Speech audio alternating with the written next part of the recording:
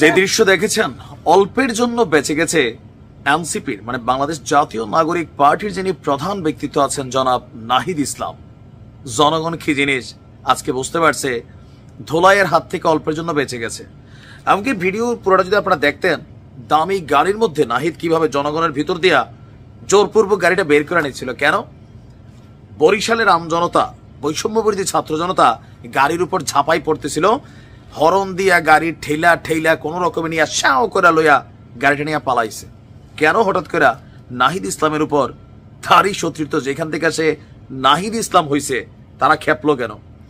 এখানে যারা উপস্থিত ছিল তাদের বক্তব্যের একাংশ হচ্ছে, আজকে সম্ভবত বরিশালে একটা প্রোগ্রাম ছিল এদের এনসিপি এবং বৈষম্য বিরোধী, তারা এখানে মিলাদ মাহফিল বা ইফতার পার্টি ছিল। তো সাধারণ যারা ছাত্ররা তাদের বক্তব্য হচ্ছে এই নাহিদ ইসলামরা তাদের যারা এই গত 7 মাসে একবারের জন্য বরিশাল আসে নাই, এখন কেন আসছে?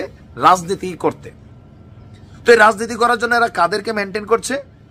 বৈষম্য বিরোধী যারা বড় বড় পদে আছেন তাদের সাথে হোয়াটসঅ্যাপে বা ফোনে এরা কথা বলে।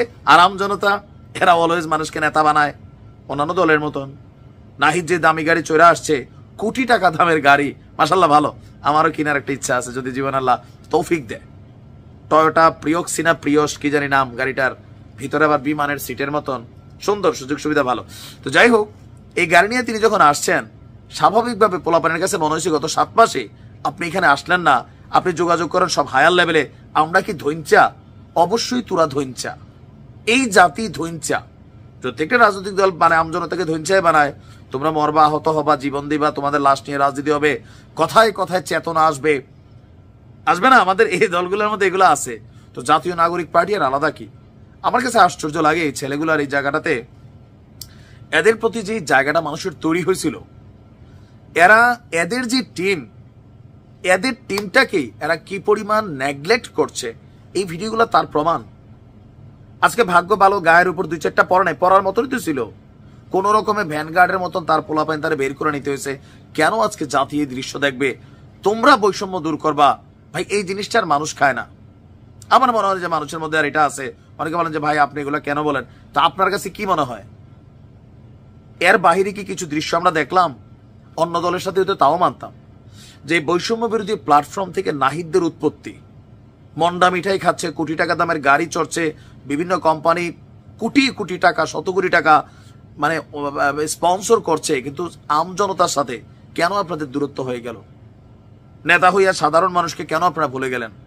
স্টেজে বক্তব্য ভাষণ দেওয়া জাতি আমরা জানি, এটা সবাই, বাট এগুলা হইলে এই জাতীয় নাগরিক পার্টি কি পরিমাণ যে হেনস্থার শিকার হবে। আবার বলে যে আমাদেরকে নিয়ে মিডিয়া ট্রায়াল শুরু হয়েছে। What do you mean? এগুলো তো আপনারাই দিচ্ছেন সুযোগ। মানুষ আপনাদের কাছে বেটার কিছু চাইছে। আওয়ামী লীগের প্রতি মানুষ মুখ থুবড়াইছে, বিএনপির প্রতি মানুষের একটু নেগেটিভিটি আছে, আপনাদের কাছে পজিটিভ ছিল। কোন জিনিসটা গত 7 মাসে আপনারা পজিটিভ করছেন যেটার প্রতি মানুষের আস্থা তৈরি হবে? সে বন্যার টাকা থেকে শুরু করে যতখানি টাকার ইস্যু নাম বলেন না, এটা সেটা ভাই, এগুলো তো যায় না। ওদিন বেশি দূর না নাহিদ ইসলাম, আপনাদের করুণ পরিণতি হবে। আমার মনে হয় এখনো সময় আছে। যাদের রক্তের উপর দাঁড়িয়ে আপনি নাহিদ হইছেন,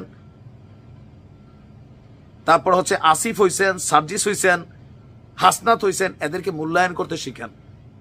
অনেক অবমূল্যায়ন হচ্ছে এদের, খালি মুখের চাপা রাজনীতিবিদদের মতন। কার্যত আজকে এই কাজটা কেন হইল? এখন আবার হইতে পারে এদেরকে ট্যাগ দিবেন, এরা সবাই ছাত্রলীগ মনা, ছাত্রলীগ সমমনা, এগুলো হইতে পারে। ভালো থাকুন।